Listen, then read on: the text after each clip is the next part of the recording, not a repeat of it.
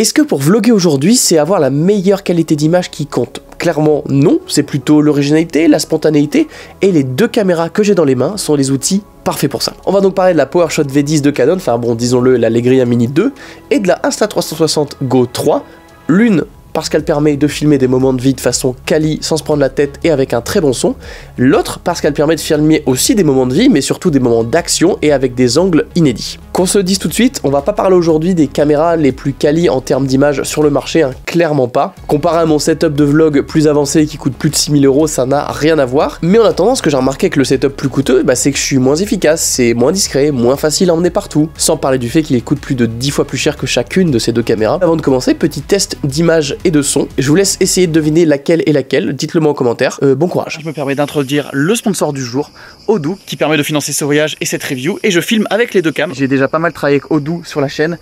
C'est tout simplement une suite d'applications qui vous permet de gérer tous les besoins de votre entreprise. Ils ont des applications pour faire votre compta, de l'analyse, du CRM, boutique en ligne, du recrutement. Il y a tout ce dont vous pouvez rêver, que ce soit pour des très grandes entreprises ou des toutes petites de 1 ou 2 personnes. Et comme je sais qu'il y a beaucoup d'entre vous qui débutent dans le milieu de la vidéo, dans le milieu de la création, de la photo, qui sont par exemple en freelance, il y a une chose chez Odoo qui peut vous intéresser fortement, c'est que parmi leurs applications, il y a la création de sites web. Et quand vous prenez votre première application chez eux, elle est tout simplement gratuite, peu importe laquelle. Ça veut dire que vous pouvez vous créer votre propre site web complètement gratuitement via Odoo, avec l'hébergement et le support gratuit, un nom de domaine offert pendant 1 an. Pour construire votre site web, c'est hyper simple, vous choisissez un template, il y a ensuite un système de drag and drop, vous choisissez un petit peu le design, les polices, tout ce que vous voulez mettre, et en quelques minutes, vous pouvez complètement créer votre site web. Si vous voulez créer votre portfolio en ligne par exemple, c'est parfait. Et si vous voulez accéder à la suite complète des applications de chez Odoo, il y a un abonnement qui est à moins de 25 € par utilisateur par mois qui vous donne accès à tout en illimité. Je vous mets un petit lien en haut de la description si ça vous intéresse. Encore merci à eux de nous soutenir pour ce genre de projet. Bon, j'espère que vous avez deviné laquelle est laquelle, c'est assez facile en vrai.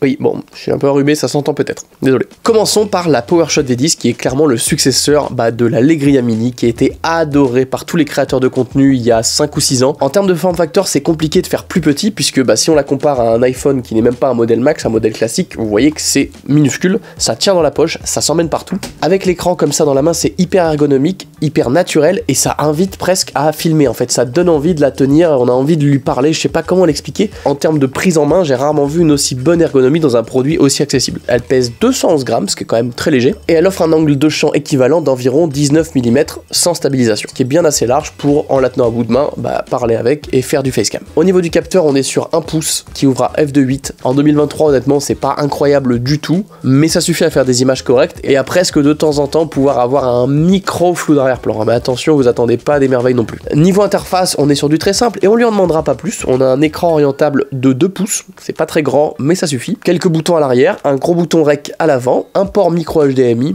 une prise micro qui honnêtement n'est pas forcément nécessaire puisque le micro intégré est déjà très bon, mais on va en reparler. Une prise USB-C pour la recharger parce que oui, on peut pas enlever la batterie. Et ça, c'est un très gros point négatif puisque elle tient 1 heure en 4K, voire 2 heures. Par rapport à l'utilisation que j'en ai faite, j'ai pas ressenti le besoin de la recharger en pleine journée parce que je filme pas pendant 2 heures non-stop. La batterie ne s'enlève pas et si vous voulez l'utiliser pendant de très longues périodes, eh bien il va falloir tout simplement utiliser une alimentation externe en USB-C et ça, c'est un petit peu chiant.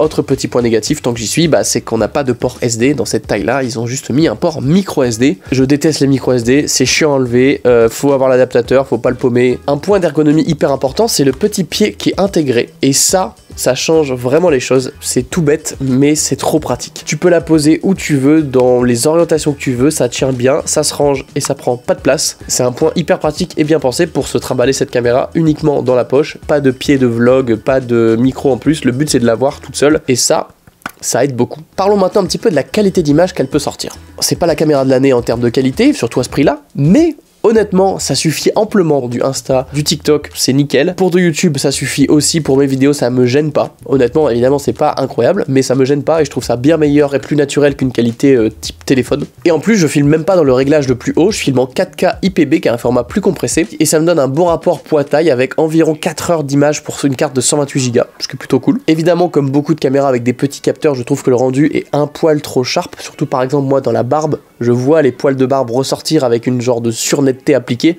J'appelle ça l'effet GoPro, surtout avec les anciennes GoPro et les petits capteurs comme ça, quand vous filmez des brins d'herbe par exemple et que tout est ultra net. Ça d'habitude il y a une option pour le réduire au minimum et c'est ce que je fais pour ajouter un peu de douceur à l'image, comme sur l'image que vous avez là. Là c'est pas possible malheureusement, on peut pas réduire la netteté ni la clarté. Niveau ralenti on peut filmer en 50 images par seconde en 1080p. Bon, rien d'impressionnant, mais en même temps vous achetez pas cette caméra pour faire du slow-mo de toute façon. Un des points où je suis un peu mitigé, c'est la stabilisation. Alors clairement Canon, c'est pas les champions au niveau de la stabilisation, hein, voilà, c'est pas leur point fort, et ça se retrouve un petit peu là-dedans. Il y a 3 modes de stabilisation. Un où il n'y a pas de crop, pas de stabilisation. Je vous le déconseille. Vraiment, ne l'utilisez pas parce que sur une caméra de 200 grammes, vous avez une quantité de micro-vibrations qui est énorme et vous allez les voir à l'image et c'est vraiment c'est compliqué. Vous avez une version forte qui crop un peu plus et qui va vous faire un effet un peu jello, pas très agréable à l'œil, et celle que j'utilise et que je vous recommande, c'est la stab active. Il y a un très léger crop, je dirais environ 10-15%, ce qui reste suffisant pour filmer en vlog, et ça permet de stabiliser assez bien les plans du quotidien, type marcher, vous déplacer un petit peu, montrer des choses. Ça marche de manière plutôt naturelle et ça se voit pas trop. En revanche, la stab est un peu faiblarde si vous commencez à aller courir, sauter, etc. C'est plutôt la caméra dont on va parler juste après qui est faite pour faire du sport. Je vous ai parlé de l'ergonomie qui était très positive, mais parlons peut-être de son plus gros point fort, les 2 petits micros qui se situent au-dessus. C'est un double micro stéréo qui, honnêtement, est le micro intégré dans un boîtier le plus quali que je connais sur le marché. Ça marche vraiment bien. Je pense que c'est dû à l'écran, mais le son est légèrement moins fort si je parle de derrière la caméra, parce que là je vlog, je parle à quelqu'un ou je fais parler à quelqu'un, et quand moi je parle, du coup l'écran coupe un peu ma voix, ce qui fait que le volume est un petit peu en dessous. Regardez là, on a des petits, je sais pas ce que c'est ça. Des beignets. Ouais, c'est pas mal hein. Des beignets de crevettes. La petite à 8h du mat. Ouais, beignets de crevettes, on prend une bière aussi. Ouais, on est dans Bob l'éponge là. Mais c'est pas très gênant, mais en tout cas c'est quand même là. Vous pouvez booster le gain et ça marche sans souci. Évidemment si le système son était absolument parfait, ça aurait été trop beau. Il y a le problème du vent. Si vous ne mettez pas de bonnette et que vous avez du vent direct, vous allez l'entendre. Ils ont fait un partenariat avec Small Rig pour faire des petites bonnettes qui viennent s'attacher de manière aimantée.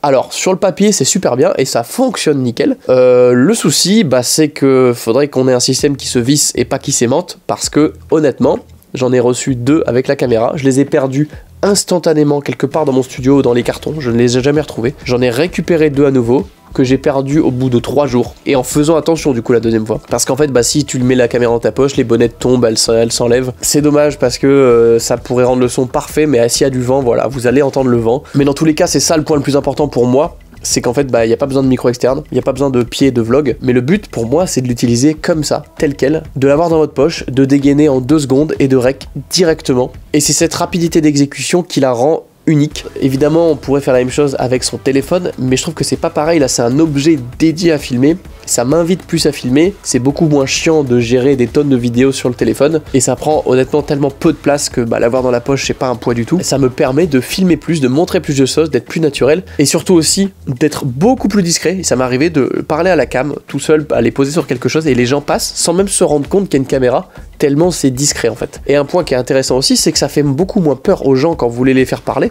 Blablabla, je parle, ah vas-y raconte-moi, donne-moi ton avis. En fait ça fait pas peur de voir ça, c'est un petit machin, on dirait un petit téléphone, et les gens sont beaucoup moins intimidés, sont beaucoup plus naturels. Évidemment il y a plein de points négatifs, mais à 450 € en 2023, alors que l'entrée de gamme des hybrides vidéo est quasiment au double du prix, on peut difficilement lui en demander plus, et pour l'utilité de vraiment uniquement vloguer et filmer à la limite quelques trucs en plus, mais surtout parler à la caméra et montrer des choses, je trouve que c'est un outil qui est unique, et vraiment que j'adore. Ça correspondra à très peu de gens dans l'utilisation, mais ceux à qui ça correspond vont vraiment adorer. Parlons de cette cam qui, technologiquement et conceptuellement, est absolument folle, vraiment, qui pour moi complète la Canon et s'utilise de pair, mais pour vous peut-être que vous aurez uniquement besoin de ça ou uniquement besoin de ça, à voir. Quand elle est sortie et que j'ai vu les premières vidéos, je l'ai commandée instantanément, parce que ça répondait à un besoin et à un problème que j'ai, qui était de filmer des plans making of, POV, des plans originaux de façon hyper simple, sans se prendre la tête, et avec ça c'est parfait. Alors évidemment on pourrait en parler pendant 20 minutes tellement il y a de fonctionnalités et de gadgets, mais moi je vais plutôt vous parler de ce qui m'importe et de pourquoi j'aime l'utiliser. Évidemment en termes de qualité d'image on est encore en dessous de la PowerShot V10, hein. On a un capteur Rikiki qui fait de la 2,7K en 30 images secondes maximum. Tout ce que je lui demande à cette caméra c'est que j'appuie sur un bouton, elle se lance, elle rec tout de manière ultra large, ultra nette, et j'ai exactement le contenu que j'attends d'elle.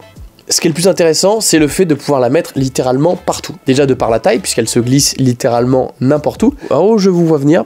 Non, bien sûr, pour faire des plans, POV, tout ça. Pour filmer des sports, c'est parfait. Pour la glisser n'importe où, c'est parfait. On peut la mettre dans une tasse. au fond de où dans les céréales, on en fait ce qu'on veut. Via les accessoires fournis, tu peux la fixer où tu veux, que ce soit de façon aimantée, avec un pas de vis, avec un clamp. Tu peux la clipser sur ta casquette, tu peux la clipser sur le pendentif qui est fourni. Et franchement, il y a vraiment quasiment pas de limite. Et la qualité d'image suffit amplement pour les réseaux sociaux ou même pour s'intégrer dans des vidéos type vlog, making of, etc. C'est parfait. Le son est pas excellent, mais il est, je dirais, satisfaisant. Il s'utilise. Oh, c'est trop bien. Oh, mec, c'est royal.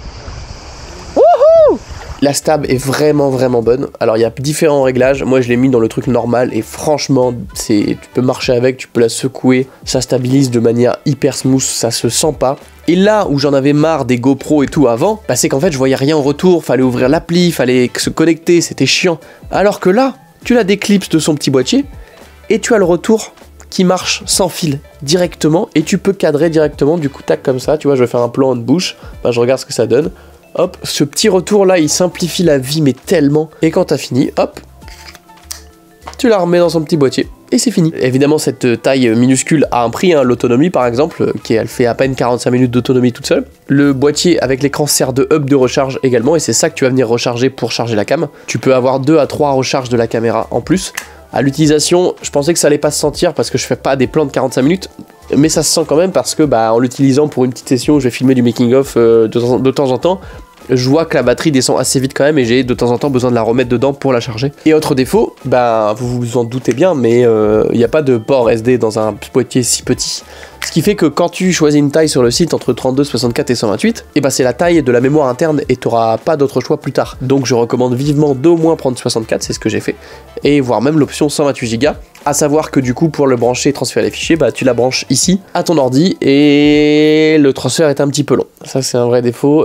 Bon, surtout que bah, les fichiers pèsent vite quand même assez lourd. Ça pourrait être un peu plus rapide, ça me déplairait pas. On peut pas tout avoir non plus. En plus de toutes ces fonctionnalités, bah, c'est comme une cam d'action classique. Ça c'est splashproof, ça c'est waterproof. Donc vous pouvez la prendre, la mettre où vous voulez dans l'eau, etc. Il n'y a pas de limite, c'est comme une action cam. Vous pouvez vlogger avec, le son honnêtement fonctionne pour du vlog, ça marche. Vous la prenez, vous discutez. Encore une fois, comme l'autre, c'est petit. J'aurais aimé qu'il fasse une version noire parce que bon, le blanc, la petite pastille, ça se voit hein, quand tu la mets sur la casquette et tout. Ou pour des caméras un peu cachées en POV, street photo, j'aurais bien voulu une version noire. Et en fait, c'est toutes ces possibilités créatives de POV, de facilité d'utilisation, d'écran déporté, qui pour moi l'emportent largement sur la moindre qualité d'image, l'autonomie un peu réduite, la mémoire interne, et ça la rend vraiment indispensable pour tout créateur selon moi qui veut partager un peu de contenu making of, un peu de contenu même en vacances. Vous pouvez faire tellement de choses avec cette caméra sans vous prendre la tête. Bon, alors la grande question maintenant, ben laquelle prendre? Elles valent quasiment le même prix, certes, mais elles n'offrent pas les mêmes outils et pas les mêmes fonctionnalités. Pour filmer et vlogger un petit peu dans la vie de tous les jours, un petit peu en vacances, la PowerShot pour moi est le meilleur choix. Pour faire un petit peu de ça, mais aussi filmer pas mal d'actions, la fixer à des endroits incongrus. La Insta360 Go 3 l'emporte. Et si vous avez les moyens et que vous avez envie d'être créatif et de ne pas vous limiter, et ben avoir les deux, c'est peut-être la bonne solution. En tout cas, c'est ce que j'ai fait parce que selon moi, elles sont complémentaires et ça me sert dans tellement de projets que je vais quasiment les avoir tout le temps dans mon sac parce que bah en plus ça prend vraiment très peu de place. Et ce combo a vraiment changé mon approche du vlog et de la vidéo en général pour YouTube puisque bah je me prends moins la tête, j'ai plus de facilité à filmer, moins de réglages à faire et on peut être plus dans la spontanéité et ça fait du bien et ça donne vraiment un sentiment de liberté qui est très agréable et qui se ressent aussi je pense sur les vidéos. Et aujourd'hui, c'est ce que les gens recherchent, c'est de la spontanéité, du partage et c'est pas forcément la meilleure qualité d'image. Je vous mets quelques liens affiliés pour retrouver ces deux caméras si elles vous intéressent en description, code créateur Charles. Merci à Odoo d'avoir sponsorisé cette vidéo, des bisous, à bientôt.